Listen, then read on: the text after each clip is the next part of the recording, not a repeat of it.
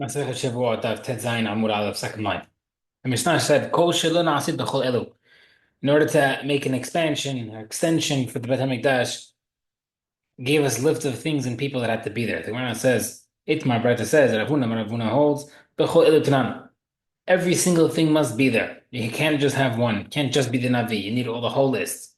Nachman Amar, be'achad mikol elu tanan. No, we learned in our Mishnah to understand that any one of them is okay, sufficient. Avuna Amar B'chol Eltran Avuna holds only one of the all of them only. Kasrak Tisharishna Kedisha Sha'atav Kedisha Tavo. He holds that when Yerushalayim became Kadosh from the first Bet Hamikdash, like the times of David HaMelech and Shlomo HaMelech, and the second Bet Hamikdash rather, that Kedusha stays, doesn't leave with the destruction of Bet Hamikdash. The Ezra Zecher Ba'alma Hu Da'avad, and when Ezra did the at the second Bet Hamikdash, when he built it and he did this extension and he re-sanctified Jerusalem, he just did it as a symbol. He didn't need to do it. Only one of them is good enough. He holds when Yerushalayim became Kadosh by Bet HaMikdash, that was only working with the Bet HaMikdash. And when the Bet HaMikdash is gone, there's no more Kedusha. The Ezra Kedusha Kaddish. Therefore, when Ezra had the second Bet HaMikdash, he had to physically reignite the Kedusha, so to say. I forgot lo have Urim Tumim, and he didn't have the Urim Tumim at that time, and he was still able to do it. That's why he holds any one of the items is good enough. Mishnah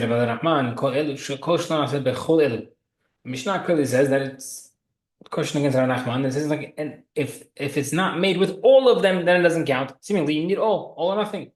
Remember, I said we change the wording to Mishnah, one of them with one of these things. Okay, Tashma. Abash holds there were two parts of the bottom of the slope of Harazatim.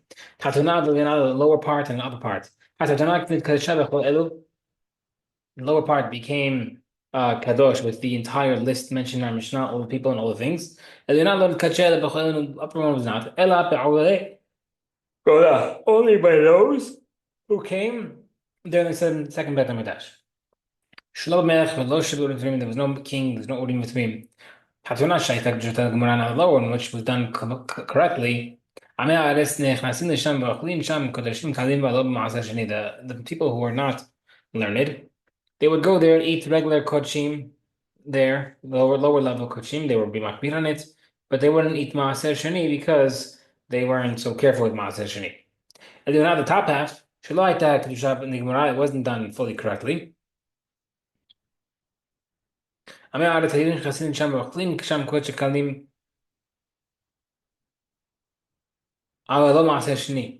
would go there and eat kosher kalim against the halacha and not maaser sheni. Chaverim and tzadikim ein ochlin sham lo kosher kalim v'lo maaser sheni. Tamid Chachamim wouldn't eat either. So it must be. Why was the upper part not considered correctly done? שאין מוסיפין על העיר ועל הזירות, אלא במלך ונביא, ועולים ותומים ובסנהדרין 31 ובשתי תולדות ובשיר. It must be that you need the full list. You didn't have it. V'lama kichua, so what was the point of doing it in the first place? Rashi lama kichua, why would you ask that? Ha'amar lo kichua, you just said it didn't work.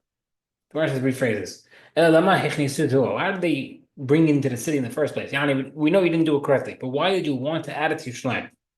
The Rashi says, "Mipnei shetorafah sheyushalayim ha'ita b'nocha hi lekavesh mesham."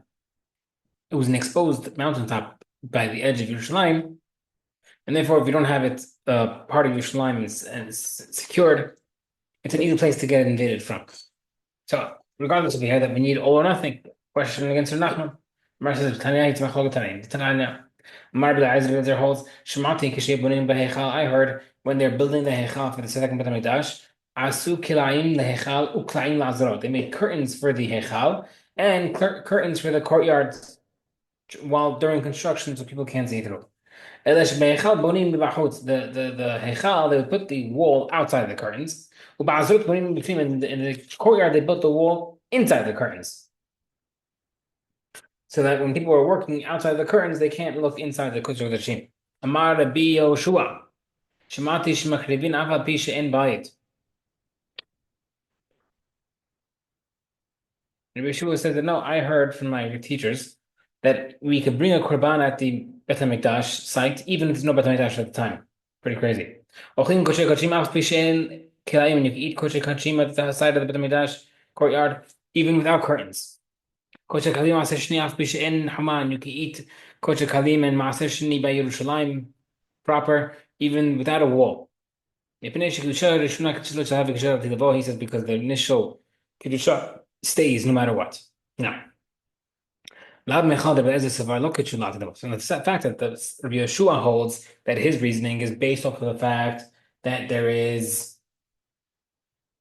permanent kedusha sounds like Tanakama holds that there is no permanent kedusha.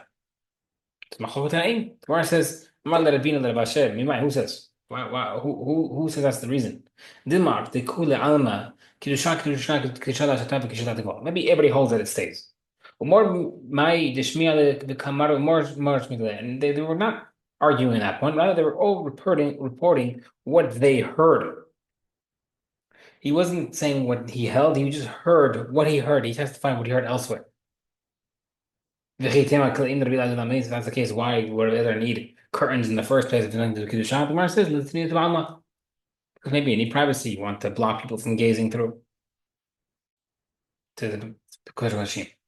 Okay, maybe it's a different machlokes than regarding this point. But it says, why did Hachamim mention the cities outside with walls? That when Yeshua conquered Eretz Yisrael, it gave a whole list of cities with walls. Because when people came from Bavel to Eretz Yisrael, when Ezra HaSofer came to bring back everybody to Eretz Yisrael, they found these cities and made them kadosh. But the other ones earlier that were previously walled during the first Bambidash, they weren't re-sanctified, and therefore they lost the kedusha. Alma kasar, we see from here. Kedusha the kedusha only stays on the first one and doesn't stay forever. The meaning is tira against this. Were these the only 8 walls listed in the Mishnah? The different pasuk says, "Shishim eir kol hevel aragov mamlech, kol illa arim besurot hama gevoha." Right? There's many walls, over 60. Where it says, "Ella nachmin in the Torah we mentioned 8. Sheikh Shalu b'nei hagulam atzudo ella b'kudshim." They specifically sanctified these 8. The Gemara says, "Kedushim the women they made them kadosh." Hashta hamrin the command lo tzrich you just did it before, but you'll say soon that you don't need to make them kadosh. The Gemara says, "Ella masu elo uman." They found these 8 cities first, and therefore we mentioned them first. We counted them. Not only these 8 cities are a walled city. Any city that has a tradition from your ancestors, that has a wall from Yeshua ben Nun, all the walls, the laws of a walled city, like certain sales of houses, mitzorah, and certain halachot outside the city as well, the Megillat Esther, as a halakha of a walled city. Because once it has a kedusha from the beginning of Beit HaMikdash, it stays. So the Gemara says, "Kasha der Bishma b'Rabbi Yossi ad Bishma Yossi." Still against himself. Why? First Bertha he says that the lose the kedusha. Second Bertha says the kedusha stays. Gemara says, "Ibatema Tanai Tanai der Rabbi Yossi." Either you could say there was 2 Tanaim who heard different things from him. Even an answer, the second one was a different opinion, not Rabbi Shmuel ben Yossi, but Rabbi Elazar ben Yossi. The Tanna says, Rabbi Elazar ben Yossi Asher lo choma, he brings the passage to teach you that even if you don't have a wall now, as long as you used to have a wall, it still counts. So basically he's saying it could be that the name is wrong. Okay, next part of Mishnah. The guy became tamei in the courtyard and then he forgot. How do you know that if you get tuma while in the courtyard, you're chayav? Mar Bilazar, Ketuv Echad Omer Mishkan Hashem Timer. Pasuk says you became tamei in the Mishkan. Ketuv Echad Omer, and the pasuk says Ki et Mikdash Hashem Timer. Now, I know the first pasuk teaches me regarding tuma outside of the Azra. To know Inyan tuma Hashem Timer for the second pasuk, tuma case you have tuma inside. You became tamei while inside, you get karet for not leaving. 1 second, you're saying these pasukim are extra to teach you that? They're not extra. You need for telling something else. How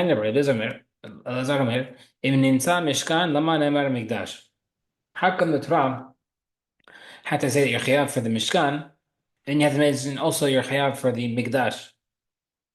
ונאמר מקדש, לא נאמר משכן. If you mention the מקדש, why did you mention the משכן? If I only mentioned Tum'ah regarding the Mishkan, but not Bet HaMikdash, Haytimar, you might think, Mishkan, maybe you only be Chayav for Tum'ah in the Bet HaMikdash, in the Mishkan rather, because the Mishkan was sanctified with the oil, therefore it's more Kadosh possibly. But HaMikdash lo Chayav, and therefore you shouldn't be Chayav Bet HaMikdash because there's no oil. If you only mention the Bet HaMikdash and not the Mishkan, Haytimar, you might think, because the Bet HaMikdash always has Kedusha. Mishkan lo yachayav, you won't be chayav in Mishkan. Like Nemar Mishkan, that we mentioned both. Teacher chayav in both. We see both because Pesachim are necessary. Where says Rabbi Elazar b'chachi kakashle. He says yes. Anachanami. Rabbi Elazar actually had that question. Michti, however, he said Mishkan ikre Mikdash. Sometimes we see in the pasuk the Mishkan is also called Mikdash. Or Mikdash Mishkan also Mikdash is called Mishkan. They're interchangeable. Next up, oh idi Mikdash, oh idi Mishkan. So how come it doesn't keep it universal language of both Mishkan or both Mikdash?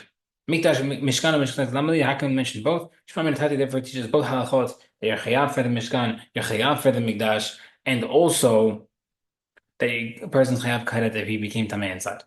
Now, Bishlam, the Mikdash, Ikra Mishkan, I know that makes sense what you said earlier that the Bet Mikdash is sometimes called Mishkan, the Tiv, Dinati Mishkani Betocherem. Pasuk clearly says that. Ela Mishkan, the Ikra Mikdash, no, I know that Mishkan can also be called Mikdash. Ilim HaMikdash, you want to bring me a proof from the Pasuk, V'nasu HaKahatim Nose'eh HaMikdash. Hahu Ba'aron, he doesn't mention right the Aron, which is specifically to the Aron, not the whole Mishkan.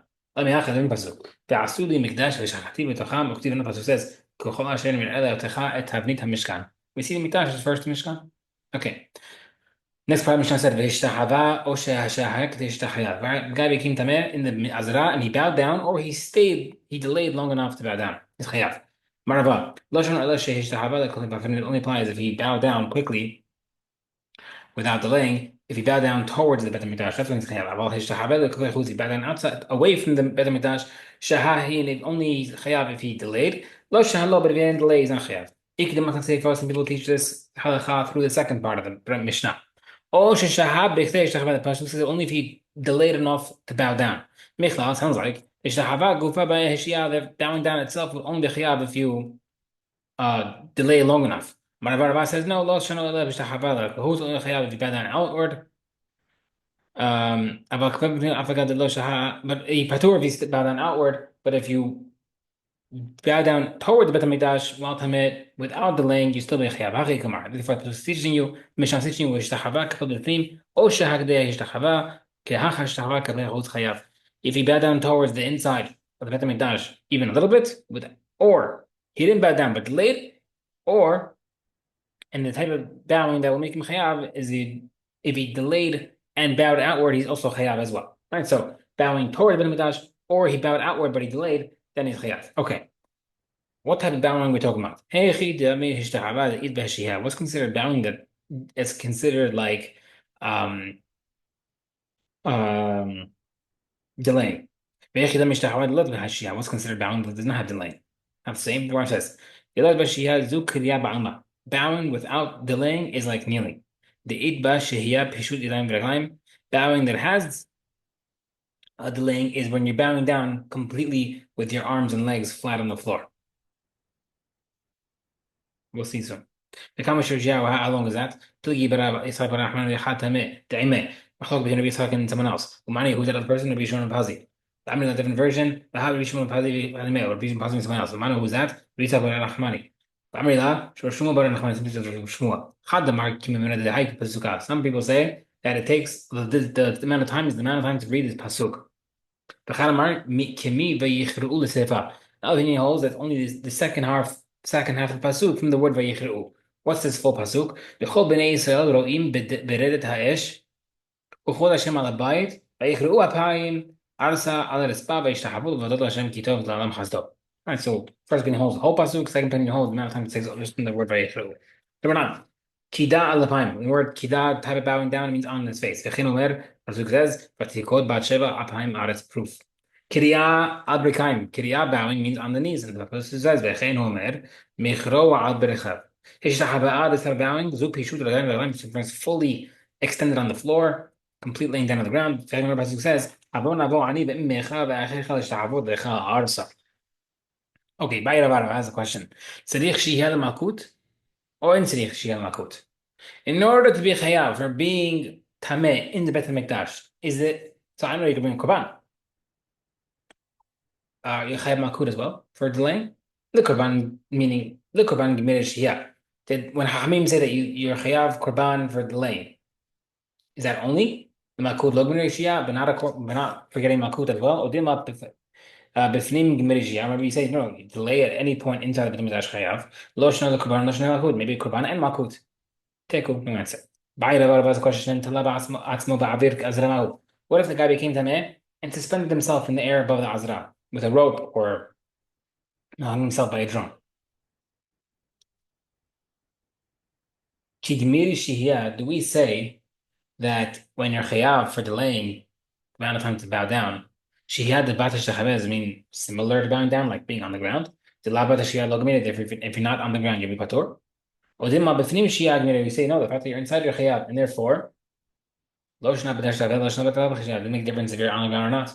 Teku, no answer. Another question. Timeh asma b'mizina, what if the person became tameh on purpose in the Beit HaMikdash? What's the halacha? Be'ones gmira shia, do we say that you're only chayav for delaying only if you became tameh by accident? B'mezid gmira shia, but not on purpose? Or dimo b'fnim gmira shia, where we say no, once you're inside and you're tameh, you're chayav. Lo shna be'ones, lo shna b'mizid, not whether or not it's on purpose or mistake. Teku. Fourth question. Bayra Bashe. Nazir bekever. Similarly, it's similar. Moving on, different type of halacha. Aga nazir, who can't become tameh. Let's say he became tameh. He's standing on the grave. Does he get? Can he save himself from malkut by getting off the kever